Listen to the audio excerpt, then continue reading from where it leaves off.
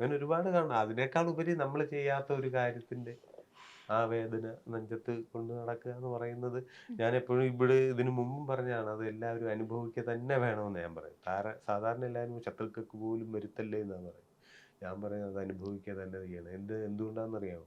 നമ്മുടെ ജീവിതത്തിലെ ഏറ്റവും വലിയ ദുരന്തം എന്ന് പറയുന്നത് നമ്മൾ ചെയ്യാത്ത തെറ്റിന് ശിക്ഷ കിട്ടുന്നതാണ് എന്നുള്ള സത്യം മനസ്സിലാക്കി കഴിയുമ്പോൾ ഇവിടെ ഓരോരുത്തർക്ക് എന്താ ചെറിയ പരീക്ഷയ്ക്ക് 4 മാർക്ക് കുറഞ്ഞതിന് തൂങ്ങിച്ചാകുന്നു. അല്ലേ? ഇപ്പോഴത്തെ ഓരോ അതെ. പ്രശ്നങ്ങളാ. ലിഫ്റ്റിക്ക് കിട്ടാത്തത് കൊണ്ട് ആത്മഹത്യ ചെയ്തു. അങ്ങനെയുള്ളവരൊക്കെ മനസ്സിലാക്കണം ജീവിതത്തിലെ ഏറ്റവും വലിയ വേദന എന്ന് പറഞ്ഞാൽ ചെയ്യാത്ത തെറ്റിന് ശിക്ഷ അനുഭവിക്കുക. അതുകൊണ്ട് അത് അനുഭവിച്ച് തന്നെ അറിയണം. അപ്പോൾ ഏറ്റവും വലിയ വേദന എന്തെന്നറിയും. അതോടൊപ്പം അതുവരെ ഉണ്ടായിരുന്ന സന്തോഷത്തിന്റെ വിലയെ അറിയും. അതുവരെ ആ സംഭവം ദൈവമേ എന്ത് നല്ല ലൈഫായിരുന്നു എന്ന് എനിക്ക് അപ്പോഴാണ് തോന്നിയത്. അപ്പൊ നമ്മുടെ ജീവിതത്തിൽ ഇപ്പം നമ്മുടെ ജീവിതത്തിൽ സന്തോഷമുണ്ട്. അതിലേക്ക് മാത്രം നോക്കുക. അപ്പോൾ അത് കാണും. അപ്പോൾ ആ ഒരു 8 മാസത്തിൽ കുറേ സ്ട്രഗിൾ ചെയ്ത സമയത്തും എങ്ങനെ പിടിച്ചു നിന്നിട്ടുണ്ടായില്ല? ചേച്ചീനെ ഓർത്തിട്ടാണോ പിടിച്ചു നിന്നിട്ടുണ്ടായിരുന്നത്? ഞാൻ എന്താന്ന് ചോദിച്ചാൽ എനിക്ക് വേറെ കുറേ കാര്യങ്ങളുണ്ട്. ഒന്ന് ഞാനത് ചെയ്തിട്ടില്ല. ഉം. പിന്നെ അത് നമ്മൾ തെളിയിക്കണം. നമ്മുടെ ഇന്നത്തെ കാലത്ത് എന്താ ഒരാള് ആത്മഹത്യ ചെയ്താല് എന്താ പറയുക? ഓ അവന്റെ പശ്ചാത്താപം കൊണ്ട് പോയി തൂങ്ങിച്ചത്താന്നല്ലേ പറയുന്നത്. അതെ. ഏഹ്? അപ്പൊ അത് പാടില്ല. ജീവിതത്തിൽ അതിന് സത്യം അറിയണം. അത് അത് ഞാൻ ജീവിച്ചിരിക്കെ തന്നെ എനിക്കത് കാണണം എന്നുള്ളതൊക്കെ ഒരു സംഭവം. പിന്നെ എനിക്കെന്തോ ഒരു ധൈര്യം ഉണ്ടായിരുന്നു. ഇവള് ചെയ്യും എന്തെങ്കിലും. പക്ഷെ എന്നാലും എന്ത് ചെയ്യുന്നു? പെട്ടെന്നുണ്ടാകുന്ന ഒരു ആരോപണമല്ലേ? അപ്പൊ എങ്ങനെ എടുത്തു? ഇവള് ജീവിച്ചിരിപ്പുണ്ടോ? നമുക്കൊരു ബന്ധവും ഇല്ലല്ലോ. ഒരു കണക്ഷൻ കിട്ടുന്നില്ലല്ലോ. അതൊക്കെ ഞാൻ പറഞ്ഞതല്ലേ. നല്ല സുഖമാ. അനുഭവിക്കണം. ഞാനീ പറഞ്ഞ ഏതെങ്കിലും ഒരു കാര്യം കേൾക്കുമ്പോൾ അപ്പൊ തന്നെ ചാടി നമ്മുടെ ആൾക്കാർക്കൊരു പ്രത്യേകതയുണ്ടല്ലോ. ആരെങ്കിലും ഒന്ന് പെട്ട് കഴിഞ്ഞാൽ പിന്നെ എല്ലാവരും ഡീസന്റാ. ആരും ഒരു തെറ്റും ചെയ്യില്ല. സ്വന്തം വീട്ടിലെ വേസ്റ്റ് എടുത്ത് റോഡിലോട്ട് ഒരു തവണയിലും ഇടാത്ത ഒരാളും കാണില്ല. ഉണ്ടോ? ഉണ്ടോ ഇല്ലയോ ഇല്ല. പറയ്. ഇല്ല. ആർക്കേലും പറയാൻ പറ്റും. ചിലപ്പോൾ ആയിരിക്കാം. ആ അതെല്ലാം അങ്ങ് മറക്കുക. അവൻ കീടന്ന വീരൻ.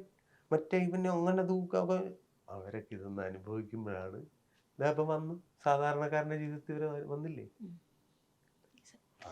ചേച്ചിയാണെങ്കിലും ആ ഒരു 8 മാസക്കാലം നിങ്ങൾ എനിക്ക് കാണുമ്പോൾ നിങ്ങൾ ഭയങ്കര ലവബിൾ ആയിട്ടുള്ള കപ്പിൾസാണ്. അത് ആ ഒരു ഓ അങ്ങനെയൊക്കെ ഉണ്ടോ? കാണുമ്പോൾ നമുക്ക് ഫീൽ ചെയ്യുന്നുണ്ട്. കാര്യം ചേട്ടൻ ഇൻ കേസ് ചേട്ടന് പറയാത്ത എല്ലാ ഇൻ്റർവ്യൂസിലും പറയാറുണ്ട് ചേട്ടനേക്കാളും കൂടുതൽ ചേച്ചിയാണ് സംസാരിക്കുന്നത്. പക്ഷേ എനിക്ക് തോന്നിയൊരു കാര്യം എന്താ വെച്ചാൽ ഭയങ്കര സപ്പോർട്ടീവ് ആയിട്ടുള്ളൊരു വൈഫാണ്. ചേട്ടന് സംസാരിക്കാൻ പറ്റാത്തൊരു സാഹചര്യത്തിൽ ചേച്ചി കയറി സംസാരിച്ച് അത് മെയിൻറ്റെയിൻ ചെയ്ത് കൊണ്ടുപോകുന്നതിൽ എനിക്ക് ഫീൽ ചെയ്തിട്ടുണ്ടായിരുന്നു. സോ ആ ഒരു 8 മാസത്തെ കാലത്തിൽ ആ ചേട്ടനെ പിരിഞ്ഞിരിക്കുമ്പോൾ ഉണ്ടായിരുന്ന ആ ഒരു എങ്ങനെയായിരുന്നു ആ ഒരു സ്റ്റേജൊക്കെ ഓവർകം ചെയ്തത്? അയാൾ തെറ്റ് ചെയ്തിട്ടില്ല എന്ന് 101% എനിക്ക് അറിയാവുന്നതുകൊണ്ട് ഞാനാണല്ലോ കൂടെ ഉണ്ടായിരുന്നത്. അപ്പം ഞാൻ പറയട്ടെ, 24 മണിക്കൂർ ഞാൻ നിങ്ങളുടെ കൂടെ ഉണ്ടെങ്കിൽ എനിക്കറിയില്ല നിങ്ങൾ എന്തൊക്കെ ചെയ്യുന്നു എന്തൊക്കെ ചെയ്യുന്നില്ല എന്നുള്ളത്. എനിക്ക് മാത്രമേ അത് അറിയാവുള്ളൂ. അപ്പോൾ ഒരാളോട് ചെയ്യുന്നതിനൊരു പരിധിയില്ലേ. എന്ത് ശത്രുതേൻ്റെ പേരിലാണെങ്കിലും ഒരാളടുത്ത് ഇങ്ങനെയൊക്കെ ചെയ്യാന്ന് പറഞ്ഞു കഴിഞ്ഞാൽ അത് അവർക്ക് അതിൻ്റെ കർമ്മഫലം അനുഭവിക്കാനുണ്ടാവുമായിരിക്കും. അല്ലാതെ ഇപ്പം എന്ത് പറയാനാ? അപ്പം എനിക്ക് ആ ഉറപ്പുള്ളത് കൊണ്ട് ചെയ്യാത്ത തെറ്റിന് ഒരാളെ ജയിലിലേക്ക് ആക്കി എനിക്ക് മനസ്സിൽ എൻ്റെ വാശി മനസ്സിലായോ? ആ വാശിക്ക് വേണ്ടി തന്നെ ഞാൻ ഓടിയത്. എനിക്ക് അറിയില്ലായിരുന്നു ഓരോ ദിവസം ഞാൻ എഴുന്നേൽക്കുമ്പോൾ ഞാൻ ഇന്ന് എന്ത് ചെയ്യുന്നു. അതൊക്കെ ഒരാളെ ഒരു ദിവസം 2 ദിവസമല്ല, 8 മാസം, ഒരു വർഷത്തിനടുത്ത് ഏകദേശം ഞാൻ അനുഭവിച്ചത്. ഇനി ഒരാൾക്കും വരാതിരിക്കട്ടെ എന്ന് വിചാരിക്കുന്നത്. ഞാൻ അത്രയും അനുഭവിച്ചിട്ടുണ്ട് എല്ലാ സൈഡിൽ നിന്നും. അറിയാലോ, ഇങ്ങനെ ഒരു പ്രഷർ വരുമ്പോൾ പോലീസിൻ്റെ സൈഡ് ആരും കുറ്റം പറഞ്ഞിട്ട് കാര്യമില്ല. അവരുടെ ജോലി അവരവർക്ക് ചെയ്യണ്ടേ. ഒരു പെണ്ണ് അനുഭവിക്കുന്നത് ഞാൻ അനുഭവിച്ചത് ആരും അനുഭവിച്ചിട്ടുണ്ടാവുമെന്ന് എനിക്ക് തോന്നുന്നില്ല. എല്ലാം കൊണ്ടും. ആ 8 മാസം ചേച്ചിനെ ബോൾഡാക്കിയിട്ടുണ്ടായിരുന്നു. ആ 8 മാസമാണ് ചേച്ചിനെ തീർച്ചയായിട്ടും തീർച്ചയായിട്ടും ഇനി എന്ത് വന്നു കഴിഞ്ഞാലും ഇത്രയും നല്ല, കാരണം അതിന് മാത്രം ഞാൻ അനുഭവിച്ചിട്ടുണ്ട്. ഒരു സൈഡിൽ നിന്ന് ഒരാളായിട്ട് കോൺടാക്ട് ചെയ്യാൻ പോലും പറ്റില്ല. എൻ്റെ ഫ്രണ്ട്സിനെ പോലും എന്നെ വിളിക്കാൻ പറ്റില്ല. അങ്ങനെ ആരെങ്കിലും കോൺടാക്ട് ചെയ്ത് അവരെ തപ്പി പോലീസ് പോകും. അങ്ങനത്തെ ഒരു സിറ്റുവേഷനിലായിരുന്നല്ലോ ഒളിവിൽ നിൽക്കുന്ന ഒരാൾ. അപ്പം ആരാ വിളിക്കുന്നതല്ല, എൻ്റെ ഫോണ് ഫുള്ള് പോലീസ് ട്രാക്ക് ചെയ്യല്ലേ. അപ്പോൾ അങ്ങനെ ആരുമില്ല, ആരടുത്ത് സംസാരിക്കാനുമില്ല, ആരെയും കുറ്റം പറയാനും പറ്റില്ല. അമ്മയുണ്ടായിരുന്നു, ബ്രദറുണ്ടായിരുന്നു, വേറെ ആരാ. പിന്നെ ഒരു സൈഡിൽ ന്യൂസിൽ ഇങ്ങനെ വന്നുകൊണ്ടിരിക്കുക. അപ്പോൾ അപ്പോൾ ഈ മനുഷ്യനെ ആത്മഹത്യ ചെയ്തോ ജീവിച്ചിരിക്കുന്നുണ്ടോ എന്ന് അറിയില്ല. ഞാൻ പോലീസിൻ്റെ അടുത്ത് അതാ ചോദിച്ചുകൊണ്ടിരുന്നത്. അപ്പോൾ ഇനി ഓരോ ന്യൂസ് കാണുമ്പോഴും കേരള പോലീസിൻ്റെ ഓരോ പോസ്റ്റ് ഇൻസ്റ്റാഗ്രാമിൽ വരുമ്പോഴും ഞാൻ എന്താ കാണാൻ പോകുന്നതെന്ന് എനിക്കറിയില്ല. അതൊക്കെ ഞാൻ ആരോടാ പറയേണ്ടത്? ഞാൻ അനുഭവിച്ചത് എനിക്ക് മാത്രമേ അറിയുള്ളൂ. ഇപ്പം ഞാൻ ചിന്തിക്കുമ്പം ആരടുത്ത് ഇങ്ങനത്തെ ഒരു ദ്രോഹം ചെയ്യരുത്, എന്തിൻ്റെ പേരിലാണെങ്കിലും എന്ന് പറയാനുള്ളൂ. ഞാൻ ചെയ്തത് അവർക്ക് കിട്ടിക്കൊടുക്കും. കാരണം എൻ്റെ കൂടെ ദൈവം മാത്രമേ ഉണ്ടായിരുന്നു എന്ന് ഞാൻ വിചാരിക്കുന്നു. ഇപ്പൊ അത്രയും ഞാൻ എന്താണെന്ന് വെച്ചാൽ ഇതിന്റെ അനുഭവിച്ചിട്ടുണ്ട്. സത്യാവസ്ഥകൾ വ്യക്തമായിട്ട് പിന്നെ എല്ലാ മലയാളികളോടും പറയണമെന്ന് ഞങ്ങൾക്ക് ആഗ്രഹമുണ്ട്. പക്ഷെ നമ്മുടെ ഈ വ്യവസ്ഥിതി അതിനെ അനുവദിക്കുന്നില്ല.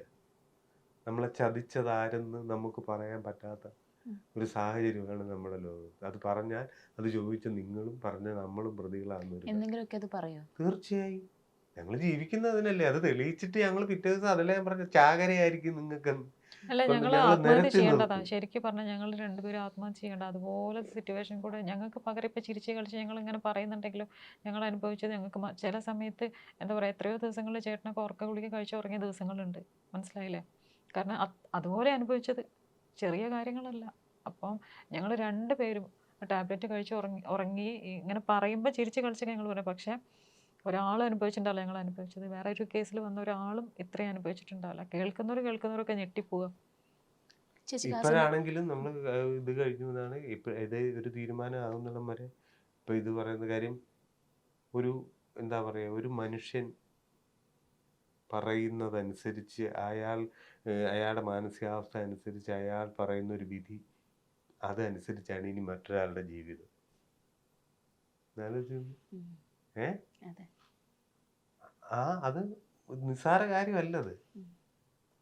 അപ്പം നമ്മൾ ദൈവത്തിന്റെ വിധി, ദൈവം പറയും, ഇതല്ല. ഒരു മനുഷ്യൻ അയാളുടെ അപ്പോഴത്തെ ബോധനിലയിലനുസരിച്ച് അയാൾ എന്ത് പറയുന്നു അതാണ് നമ്മുടെ അടുത്ത ജീവിതം. ഇത്രയും കാലം ജനിച്ച് നമ്മൾ ജീവിച്ചു വന്നിട്ട് അവസാനം നമുക്ക് കിട്ടുന്നതാണ്. മനസ്സിലായില്ലേ? അപ്പൊ അതൊക്കെ നിസ്സാര കാര്യമല്ല. ഈ തമാശയായിട്ട് എഴുതി തള്ളുന്നു പറഞ്ഞാൽ നമ്മളിപ്പോ ചിരിച്ചുകൊണ്ട് പറയുന്നെന്ന് പറഞ്ഞാൽ പിന്നെ എനിക്ക് ആരുടെയും മുമ്പിലിരുന്ന് ഇന്നുവരെ കരഞ്ഞിട്ടില്ല, കരയേണ്ട കാര്യമില്ല. നമുക്ക് ഒറ്റയ്ക്ക് ഇരുന്ന് ഇഷ്ടം പോലെ കരയാമല്ലോ. അപ്പൊ അത് എനിക്ക് ഏറ്റവും വിഷമത എൻ്റെ കാര്യം മാത്രം എടുത്തല്ല, ഇതിൽ നിന്നാണ് ഞാൻ മനസ്സിലാക്കിയത് എത്ര നിരപരാധികൾ ശിക്ഷ അനുഭവിക്കുന്നു എന്നുള്ള സത്യം ഞാൻ മനസ്സിലാക്കിയത്. അപ്പോൾ അവരുടെ ജീവന് യാതൊരു വിലയില്ലാതെ കമന്റ് ഇട്ട് രസിക്കുക എന്ന് പറയുന്നതേ, അവയന്മാർ എരന്ന് വാങ്ങുകയാണ് ശിക്ഷ. സത്യമാണ്. അല്ല ഇപ്പൊ നമ്മൾ ഈ മുമ്പേ പറഞ്ഞ പ്രാഗമൊന്നുമല്ല. എവിടെയെങ്കിലും ഉണ്ടെങ്കിൽ നിങ്ങൾ അന്വേഷിച്ച് കണ്ടുപിടിച്ചു. മറ്റൊരാളുടെ മനസ്സ് വേദനിപ്പിച്ച് ഒരാളും ഇവിടുന്ന് സുഖമായിട്ട് മരിച്ചു പോയ ചരിത്രമില്ല. ഒരു 100 ഉദാഹരണങ്ങൾ ഞാൻ പറയാം. നിങ്ങൾ അന്വേഷിച്ച് നോക്കിക്കഴിഞ്ഞാൽ നിങ്ങളുടെ പരിചയത്തിലും വരും. അപ്പൊ അത് ചെയ്യരുത്. ഒരാൾക്ക് ഒരു വേദന വരും. അവിടെയാണ് രാഹുൽ ഈശ്വർ എന്ന് പറയുന്ന മനുഷ്യന്റെ പ്രത്യേകത. അവനാ സംസാരിക്കുന്നത് പൂട്ട് പൂജിക്കാതെ പറ്റില്ല. ഒരു അവസ്ഥയിൽ ഒരാൾ പെട്ട് കഴിയുമ്പോൾ അവന് വേണ്ടി അവൻ ആ കാര്യം വ്യക്തമാക്കി പറയും. ഇവിടെ എത്രയോ പ്രഗത്ഭരുണ്ട്, പറഞ്ഞാ ജനം കേൾക്കുന്നവര് ഇല്ലേ? അവരാരേലും പറയുന്നുണ്ടോ? ഇല്ല. അപ്പൊ ആ ഒരുത്തൻ പറയുന്നു, എനിക്ക് ഏറ്റവും വേദന അതാണ്. അവൻ ഏറ്റവും കൂടുതൽ പറയുന്നത് ആണുങ്ങളെ പറ്റി പറയുമ്പോൾ, ആണുങ്ങളെ ഒരു പ്രശ്നം പറയുമ്പോൾ പുല്ല് വിലയെ കാണുന്നു, ആണുങ്ങൾ ഇങ്ങനെ അനുഭവിക്കുക, ആണുങ്ങൾ ഇതെന്ന് അവനിന്ന് കരഞ്ഞു പറയുമ്പോൾ അവനെ തെറി പറയുന്ന ആണുങ്ങൾ. ഒന്ന് ആലോചിച്ച് നോക്കിയാൽ നമ്മുടെ നാട്ടിലെ ഗതി. അപ്പൊ അതാ ഞാൻ പറയുന്നത്, മറ്റൊരാളുടെ വിഷമങ്ങൾ മനസ്സിലാക്കാൻ ഒരു പുണ്യം വേണം. അതാണ് അവൻ.